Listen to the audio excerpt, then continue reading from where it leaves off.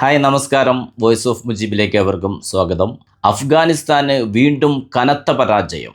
ആകെയുണ്ടായിരുന്ന ഒരു ടെസ്റ്റിൽ അതിദാരുണമായ പരാജയം ഇന്ത്യയുടെ ഏറ്റുവാങ്ങി.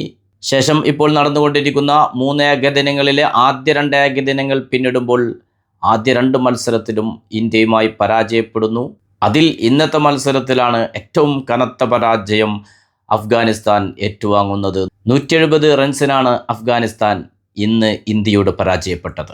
ആദ്യം ബാറ്റ് ചെയ്ത ഇന്ത്യ 49.5 ഓവറിൽ എല്ലാവരും പുറത്തായെങ്കിലും നേടിയെടുത്ത സ്കോർ 400-ന് മുകളിലായിരുന്നു. ക്യാപ്റ്റൻ മുന്നിൽ നിന്ന് പടനയിച്ച മത്സരം ഒരിക്കൽ കൂടി അഫ്ഗാനിസ്ഥാനെതിരെ നമുക്ക് കാണാൻ സാധിച്ചു.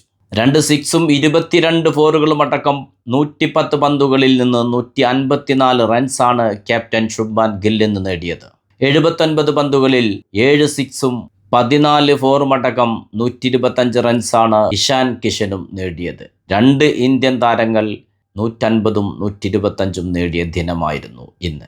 അതുകൊണ്ട് തന്നെ 400-ന് മുകളിലേക്ക് ഇന്ത്യൻ സ്കോർ കടത്താൻ സഹായിച്ചു. എങ്കിൽ പോലും ഇന്ത്യൻ ബാറ്റർമാരെയെല്ലാം പുറത്താക്കാൻ അഫ്ഗാനിസ്ഥാന് കഴിഞ്ഞു എന്നത് മാത്രമാണ് അഫ്ഗാനിസ്ഥാൻ ആകെയുള്ള ആശ്വാസം.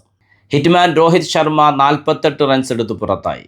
അഫ്ഗാനിസ്ഥാനായിരുന്നു ഇന്ന് ടോസ് ലഭിച്ചത്. ടോസ് ലഭിച്ച് ഫീൽഡിംഗ് തിരഞ്ഞെടുക്കുകയായിരുന്നു. ഫീൽഡിംഗ് തിരഞ്ഞെടുത്ത് 2-ാം ഓവറിൽ തന്നെ ജയ്സ്വാളിൻ്റെ വിക്കറ്റ് നേടിയെടുത്തു. അപ്പോൾ ഇന്ത്യൻ സ്കോർ 9 റൺസ് മാത്രമായിരുന്നു. ആ ഒരു ഘട്ടത്തിൽ മാത്രമാണ് ബൗളിംഗ് തിരഞ്ഞെടുത്ത തീരുമാനം ശരിയെന്ന് തോന്നിപ്പിച്ചത്.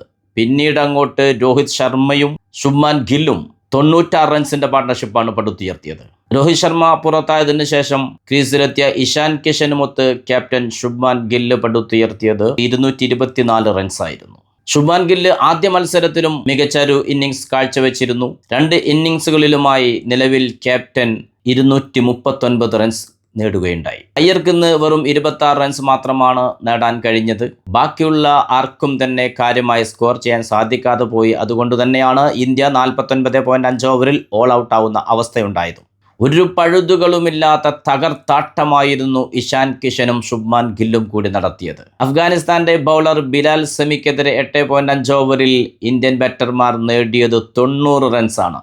ഗസംവറും റാഷിദ് ഖാനും മാത്രമാണ് ഇന്ത്യൻ ബാറ്റർമാരുടെ ചൂടറിയാതെ പിടിച്ചു നിന്ന ബൗളർമാർ.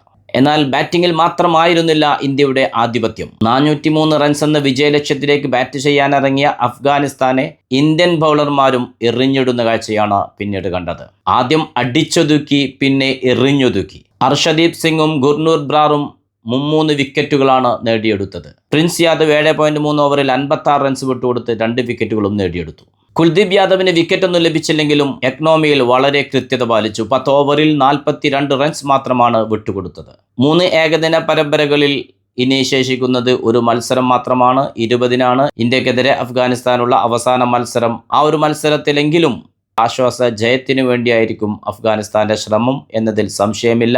പക്ഷേ ഇക്കണക്കിന് പോയി കഴിഞ്ഞാൽ ആശ്വാസ ജയം പോയിട്ട് ഇന്ത്യൻ ടീമിനോടൊന്ന് ഫൈറ്റ് ചെയ്ത് നിൽക്കാൻ പോലും കഴിയാതെ പോകും എന്നതാണ് യാഥാർത്ഥ്യം.